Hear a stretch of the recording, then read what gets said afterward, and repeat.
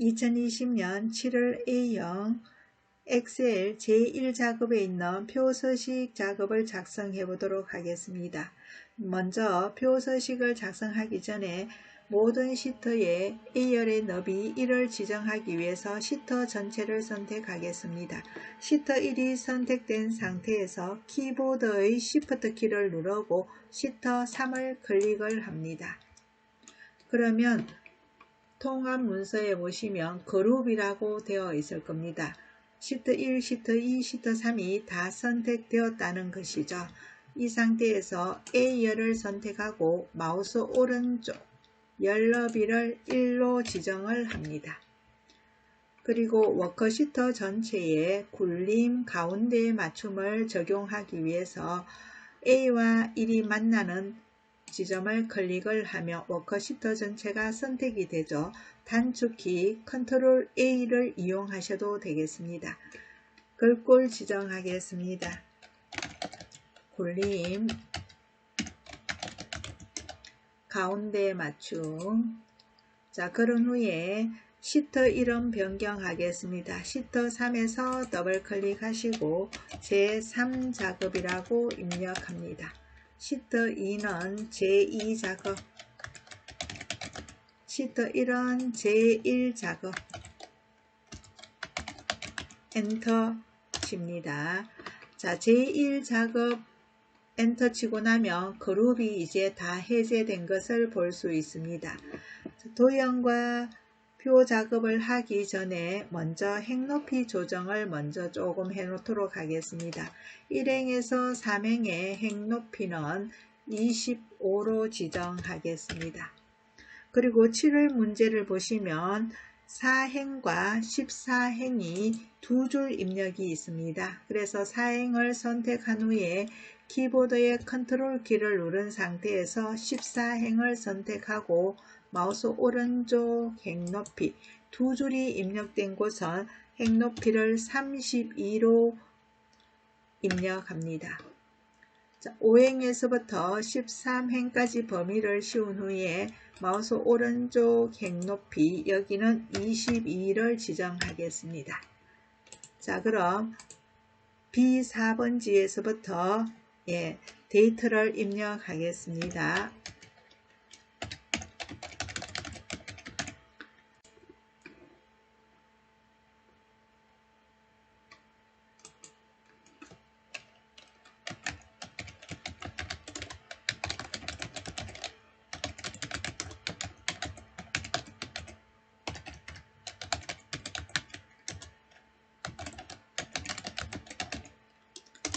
자, 프로모션에 보시면 통신비 할인 데이터가 이미 적혀져 있죠. D8번지에 역시 통신비 할인을 입력하기 위해서 통자를 입력하면 뒤에 있는 데이터가 자동으로 나옵니다. 자동 완성 기능을 그대로 이용하시면 되겠죠. 바로 엔터. 그 다음 역시 넷플릭스 넷 입력하고 엔터. 그 다음에 커피 할인의 커 입력하고 엔터, 통 엔터, 커 엔터 하시면 되겠죠. 자동 완성 기능을 꼭 이용하세요. 카드사 입력하고 한국, 대한선한, 그 다음에 한 엔터, 대 엔터, 선 엔터, 대 엔터 이렇게 입력하시면 빨리 입력할 수가 있겠죠. 이번에는 연회비를 입력하고 줄이 내려오죠. 한 셀에서 여러 줄 입력할 때는 키보드에 Alt 엔터를 하게 됩니다. 괄호 열고 국내 전용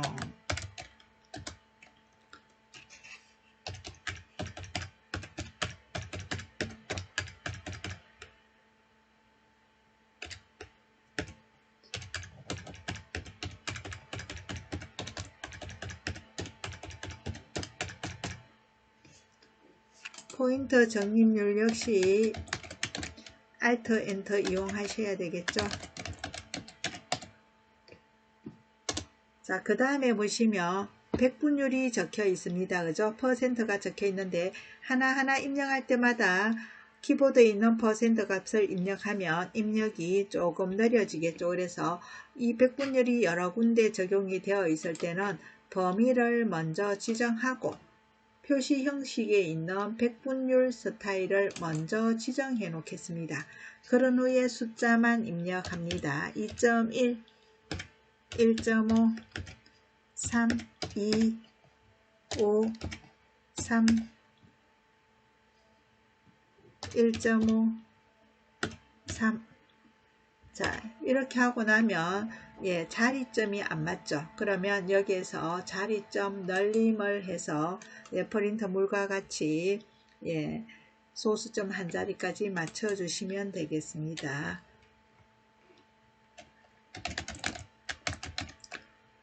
그 다음에는 입력하는 것에 특이한 사항은 없죠. 보시고 끝까지 입력하겠습니다.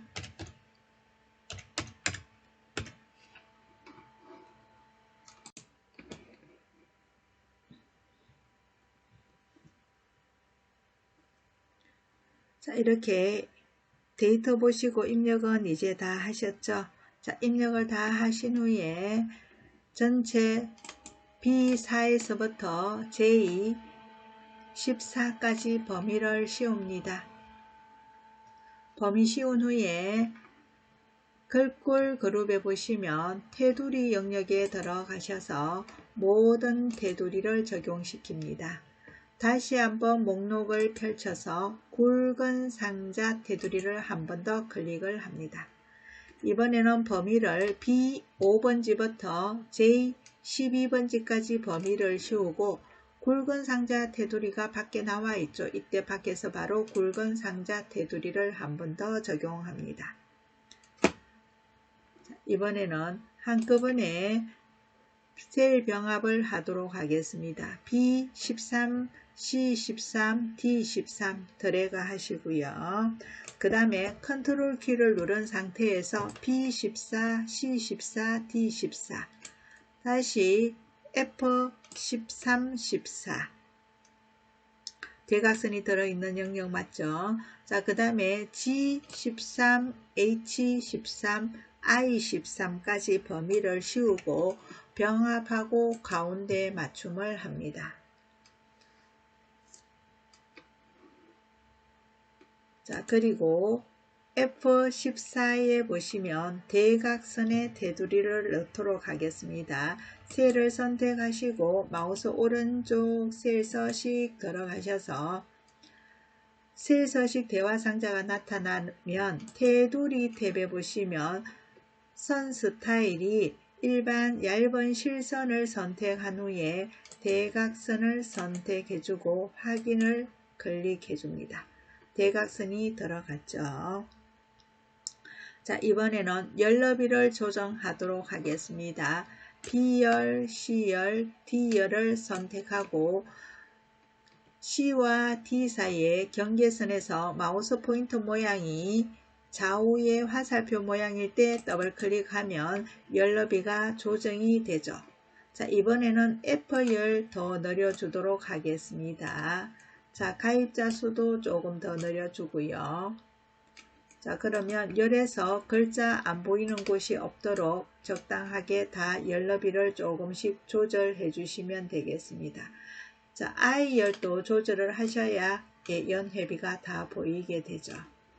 자, 열 너비 조정을 마쳤고요. 이번에는 위쪽에 있는 부분에 이제 문제를 확인하도록 하겠습니다. 모든 데이터 서식에는 글꼴 굴림, 우리 워크시트 전체를 선택하고 굴림 글꼴을 지정했죠. 그죠? 그래서 전체 글꼴이 굴림 11이 적용되어 있습니다. 정렬은 숫자 및 회계 서식은 오른쪽 정렬이라고 되어 있습니다. 자, 그러면 F열을 범위 지정하고요. 그 다음에 가입자 수 컨트롤 키를 누른 상태에서 가입자 수를 범위 지정하고 자, 콤마 스타일, 쉼표 스타일을 적용하도록 하겠습니다. 표시 형식에서 쉼표 스타일 적용하고요. 다시 F5번지부터 H12번지까지 범위를 잡고 자, 회계 및 숫자 서식은 오른쪽 정렬이라고 해서 꼭 오른쪽 정렬을 하셔야 됩니다. 오른쪽 정렬. 자, 나머지 서식은 가운데 정렬로 하라라고 되어 있습니다. 가운데 정렬 다 되어 있죠. 예. 그럼 첫 번째 동그라미 해결 다 되었고요. 이번에는 제목 도형을 넣도록 하겠습니다. 메뉴 중에서 삽입 탭에 클릭을 한 후에 도형을 클릭합니다. 도형 중에서 양쪽 모서리가 잘린 사각형, 네 번째 사각형이죠. 클릭한 후에 B 1번지에서 G 가운데쯤까지 위치해서 그려줍니다. 도형을 그린 후에 자, 그림자 적용시키겠습니다. 서식에서 도형 효과에서 보시면 그림자라고 있습니다. 그림자에 오버셋 오른쪽이라고 되어 있죠. 오버셋 오른쪽을 적용시키고요. 그 다음에 글자를 입력하기 전에 서식부터 먼저 적용시키겠습니다. 굴림, 홈 탭에 가셔서 글꼴을 굴림으로 바꿔주고요. 24 검정 굵게, 글자 포인터는 24, 글자 색은 검정으로 바꾸어 주겠습니다. 굵게. 예, 채우기 노랑을 적용하겠습니다. 표준색에서 노랑. 자, 그리고 문제지에는 없지만 해야 되는 거 글자가 지금 왼쪽 맞춤, 위쪽 맞춤으로 되어 있죠. 그래서 가운데 맞춤을 해줍니다. 그런 후에 글자를 제목을 입력하겠습니다. 5월 프로모션 카드 순위라고 입력을 합니다.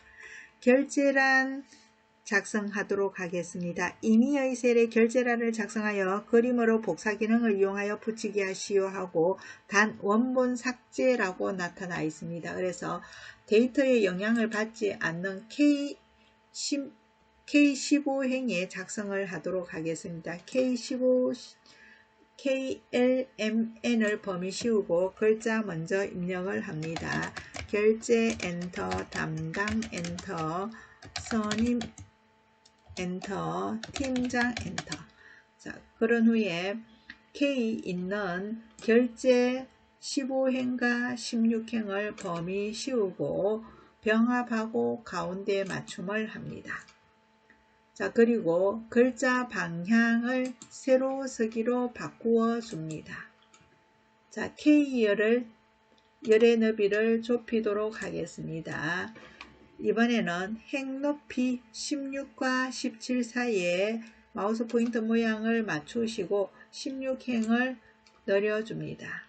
자, 그러면 K15에서부터 N16까지 범위를 씌우고 모든 테두리를 적용시키겠습니다. 테두리에서 모든 테두리.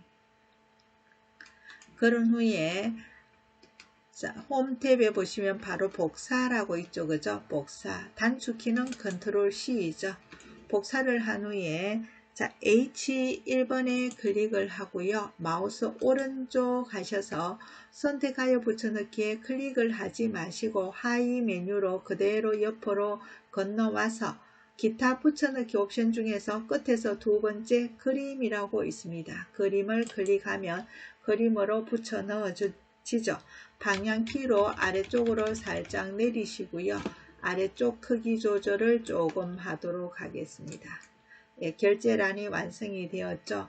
그러면 원본을 삭제하도록 하겠습니다. KLMN열을 선택하고 마우스 오른쪽 삭제합니다.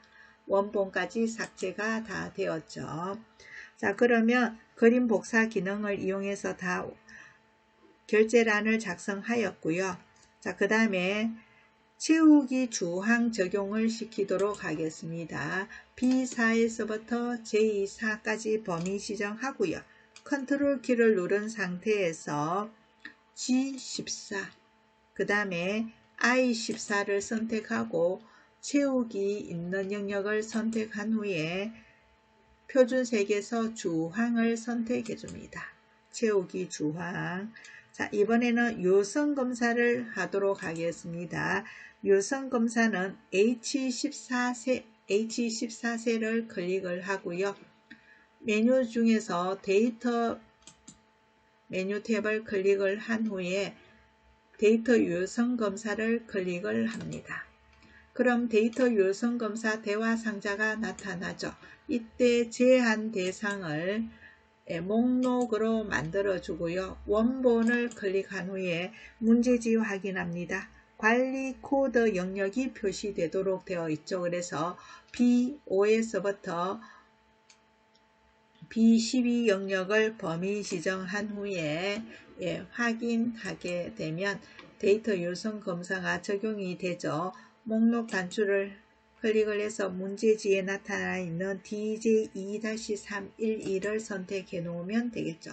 만약에 유효성 검사를 잘못 하셨다면 다시 셀을 선택한 후에 데이터 유효성 검사를 들어가서 왼쪽 하단에 보면 모두 지우기라고 있습니다. 지운 후에 다시 적용시키면 되겠죠. 저는 취소하고 다시 나오도록 하겠습니다. 이번에는 셀 서식 문제를 보겠습니다.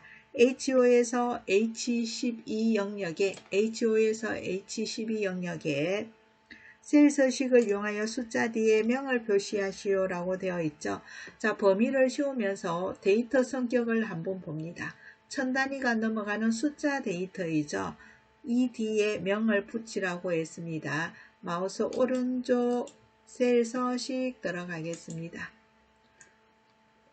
표시 형식 탭을 클릭한 후에 사용자 지정 들어가서 자, 여기에서 1000단위가 넘어가는 숫자 데이터죠. 그럴 때는 샵, 샵 0이 되겠죠. 샵, 샵 0입니다. 그 샵, 샵 0을 선택한 후에 뒤에 가상의 문자 명을 붙여주라고 했습니다. 한글은 쌍따옴표를 입력하지 않아도 바로 그대로 나타나는데 영문일 경우에는 꼭 따옴표를 양쪽에 다 해주셔야 됩니다. 확인하게 되면 셀 서식 문제가 완성이 되죠. 만약에 이 부분에 들어있는 데이터가 문자라면 대표적인 사용자 지정 서식은 골뱅이로 이용을 하셔야 되고요. 1000단위가 넘어갈 때는 샵, 샵 0 혹시 1000단위가 아니고 일십 100의 자리 숫자라면 지표준을 이용하셔도 됩니다. 지표준은 아무런 서식이 없는 숫자를 나타내는 사용자 지정 표시 형식이죠. 이렇게 해서 셀 서식 문제를 완성했고요. F5에서 F12 영역에 이름 정의를 하라고 나타나 있습니다. 범위를 지정한 후에 우리 이름 상자 이쪽이죠. 왼쪽에 보시면 셀 주소가 나타나 있는 이곳이 이름 상자입니다. 이름 상자에서 클릭하셔서 이름을 정해 주시면 됩니다. 연회비라고 입력하고 엔터.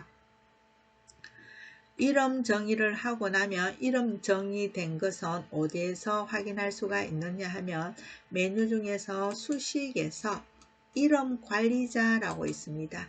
여기에 들어가 보시면 연회비로 이름 정의가 된 것을 볼 수 있습니다.